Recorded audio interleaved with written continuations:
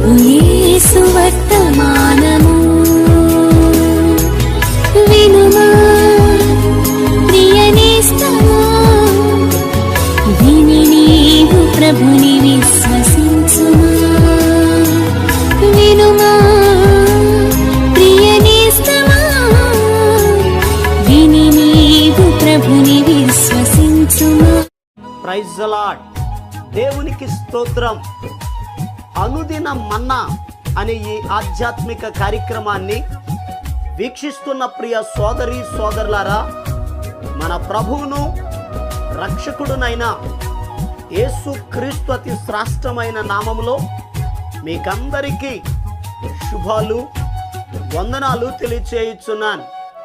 ఈ శ్రేష్టమైన సమయంలో దేవుని పరిశుద్ధ గ్రంథంలో నుండి కీర్తనల గ్రంథం 125వ కీర్తన మొదటి వచనం, యెహోవా యందు నమ్మికయుంచువారు కదలక నిత్యము నిలుచు సియోను కొండవలెనుందురు.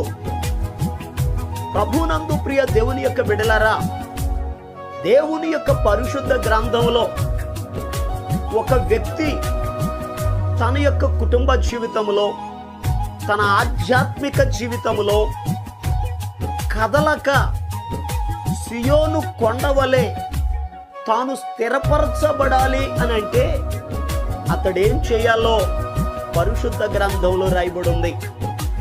చాలామంది భక్తి జీవితంలో, విశ్వాసములో, ప్రేమలో, నమ్మకత్వములో, పరిశుద్ధతలో కదిలిపోతూ ఉంటారు, స్థిరత్వం లేకుండా ఉంటారు.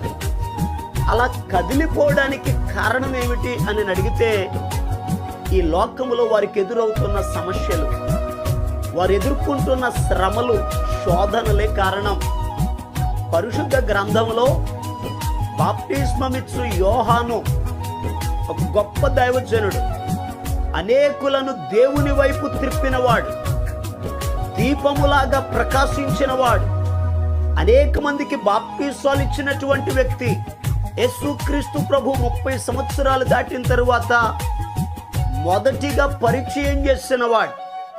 ఇదిగో లోక పాపములను మోసుకొని పోవు దేవుని గొర్రె పిల్ల అని ప్రకటించినవాడు. ఆయన చెప్పులు వారు విప్పుటకు కూడా నేను పాత్రుడను కాదు అని చెప్పారు. నా వెనుక వచ్చువాడు నాకంటే గొప్పవాడు అని చెప్పారు. యేసుక్రీస్తు ప్రభు బాప్తిసం తీసుకున్నప్పుడు పరిశుద్ధాత్ముడు పావుర ఆకారంలో దిగి వచ్చినప్పుడు ఒక స్వరం వినబడింది, ఇదిగో ఇతడే నా ప్రియ కుమారుడు, ఇతని యందు నేను ఆనందించుచున్నాను అన్న స్వరాన్ని విన్నటువంటి వాడు. అటువంటి వ్యక్తి ఒకరోజు చెరసాలలో వేయబడినప్పుడు, శ్రమలు వచ్చినప్పుడు తన శిష్యులను యేసయ్య దగ్గరికి పంపించారు. అయ్యా, రాబోవు వాడవు నీవేనా, లేక మరి ఒకని కొరకు మేము కనిపెట్టవలెనా అని యేసయ్యను అడుగటానికి పంపించారు. యేసయ్యకి చాలా బాధ కలిగింది. ఎందుకనగా మీరు చూసిన వాటిని, విన్న వాటిని వెళ్ళి చెప్పండి, నా విషయమై అభ్యంతర పడని వాడు ధన్యుడు అని చెప్పారు. వారు వెళుతూ ఉండగా ప్రజలతో మాట్లాడారు. మీరు ఏమి చూడ అరణ్యములోనికి వెళ్ళారు, కదులుచున్న రెల్లునా అని ప్రశ్నించారు. నిజమే ప్రియ దేవుని బిడ్డలారా, చాలా జాగ్రత్తగా గమనించండి. యోహానును యేసయ్య దేనికి పోలుస్తున్నారు అని అడిగితే కదులుచున్న రెల్లు. కారణం, ఒకప్పుడు సాక్ష్యం ఇచ్చినవాడు, ఒకప్పుడు యేసయ్యను పరిచయం చేసినవాడు చెరసాలలోకి వెళ్ళినప్పుడు తన యొక్క విశ్వాసాన్ని కోల్పోయాడు, యేసయ్య మీద ఉన్న నమ్మకాన్ని కోల్పోయాడు. తాను ఏదైతే ప్రకటించాడో, ఆయనే మెస్సయ్యను బోధించాడో దాని విషయములో అనుమానపడుతూ రాబోవు వాడవు నీవేనా అని ప్రశ్నిస్తున్నాడు. నిజమే, ఆనాడు యోహానే కాదు, ఈనాటి దినాలలో కూడా చాలా మంది శ్రమలు ఎదురైనప్పుడు యేసయ్యను నమ్మే విషయంలో వెనుకడుగు వేస్తున్నారు. ప్రియ దేవుని బిడ్డలారా, చాలా జాగ్రత్తగా ఈ మాటలను గమనించండి.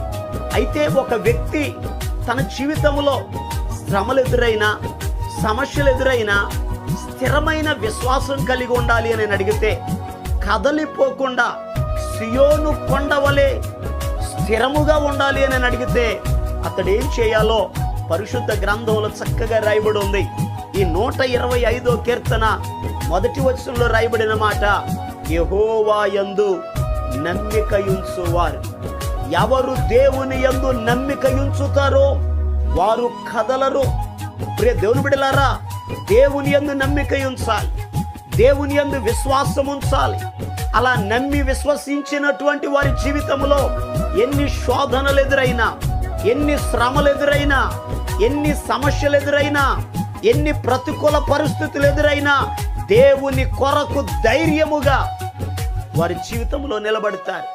అపోస్తులైన పౌలు గారి జీవితంలో కూడా చాలా సమస్యలు వచ్చాయి, చాలా ఇబ్బందులు ఎదురయ్యాయి.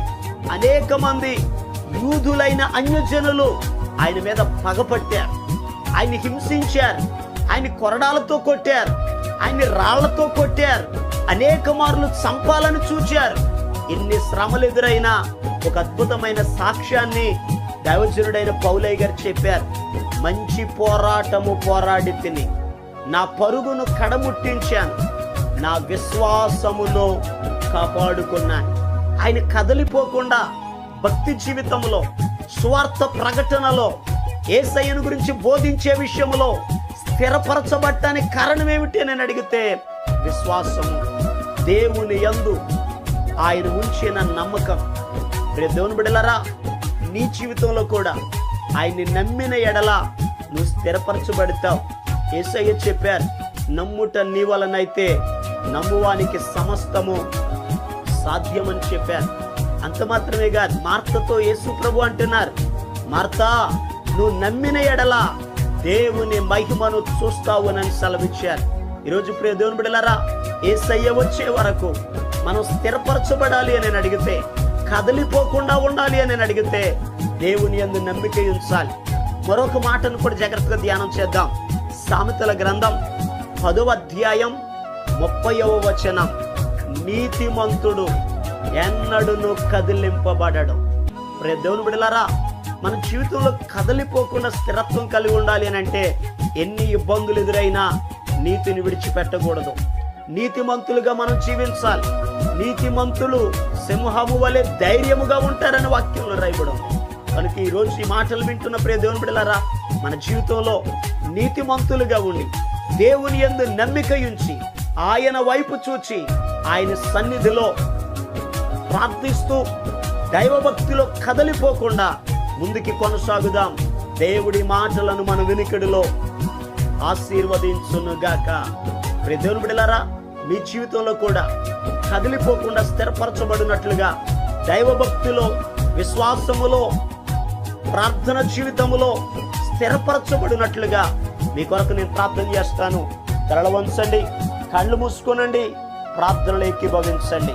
మహాపరిశుద్ధుడును ప్రేమ కలిగిన మా యేసయ్యా, నీకు వందనాలు చెల్లిస్తున్నాను అయ్యా. నీ మహాకృపను బట్టి, నీ దయను బట్టి శ్రేష్టమైన సమయంలో ఈ మాటలు వింటున్న ప్రతి బిడ్డ కొరకు ప్రార్థిస్తున్నాను.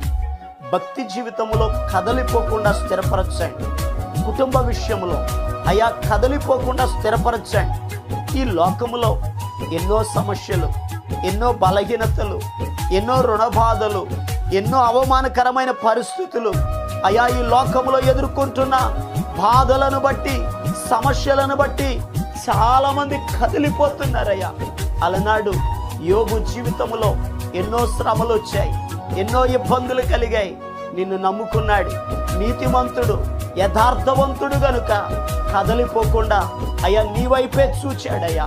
ఈ శ్రేష్టమైన సమయంలో నీ బిడ్డల జీవితాల్లో కూడా అటువంటి దైవభక్తి కలిగి స్థిరపరచబట్టానికి సహాయం దయచేయండి. బిడ్డల జీవితాల్లో ఎదుర్కొంటున్న ప్రతి సమస్య కొరకు ప్రార్థన చేస్తున్నాను. నాజరేయుడైన యేసు నామములో బిడ్డలు ఎదుర్కొంటున్న ప్రతి సమస్య తొలగిపోవునుగాక ఆజ్ఞాపిస్తున్నాను. తండ్రి, ఇంకా వివాహాలు జరగని బిడ్డలకు వివాహము జరుగునుగాక ఆజ్ఞాపిస్తున్నాను. గృహాలు లేని బిడ్డలకు గృహాలు దయచేయమని ప్రార్థన చేస్తున్నాను. ఉద్యోగం లేని బిడ్డలకు ఉద్యోగాన్ని దయచేయమని ప్రార్థిస్తున్నాను. సంతానం లేని బిడ్డలకు సంతానం కలుగునుగాక ఆజ్ఞాపిస్తున్నాను. అనారోగ్యముతో బాధపడుతున్న బిడ్డలకు యేసు నామములో ఆరోగ్యము కలుగునుగాక ఆజ్ఞాపిస్తున్నాను. పరమ తండ్రి, బిడ్డలందరినీ దీవించండి అయ్యా.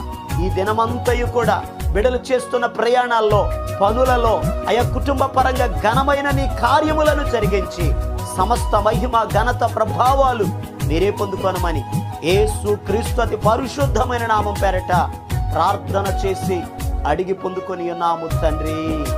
ఆమేన్. మన ప్రభు అయిన యేసు క్రీస్తు కృప మీకు తోడుగా ఉండి నడిపించును గాక. ఆమేన్. ఈరోజు పుట్టినరోజు మరియు పెళ్లి రోజు జరుపుకుంటున్న వారికి సీసలి మన్నా చర్చి తరపున మా కుటుంబ పక్షముగా మీకు శుభాలు తెలియపరుస్తున్నాం. May God bless you. దేవుడు మీకు తోడుగా ఉండి మిమ్మల్ని ఆశీర్వదించును గాక. దయచేసి గమనించండి, మీ కొరకును మీ కుటుంబం కొరకును దేవుడు మిమ్మలను అభివృద్ధి పరచాలని నిత్యము మేము ప్రార్థన చేస్తున్నాం. ఏమైనా ప్రార్థన అవసరతలు ఉన్న ఎడల ఈ స్క్రీన్ మీద కనబడుతున్న నెంబర్కి ఫోన్ చేసి తెలియపరచండి. ప్రియ దేవుని బిడ్డలారా, అనుదిన మన్నా అనే ఈ వర్తమానాలు మీ స్నేహితులకు, మీ బంధువులకు కూడా షేర్ చేయండి. మన్నా చర్చ్ సీసలి అనే ఈ యూట్యూబ్ ఛానల్ను సబ్స్క్రైబ్ చేయండి. అందరికీ వందనాలు. ఏ విధముగా నీకు ముఖము చూపగలను,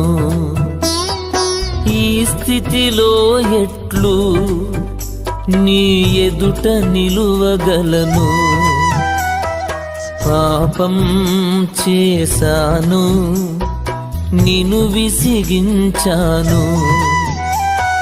పాపం చేశాను, నిన్ను విసిగించాను. తప్పిపోయిన కొడుకును కరుణతో క్షమించునను.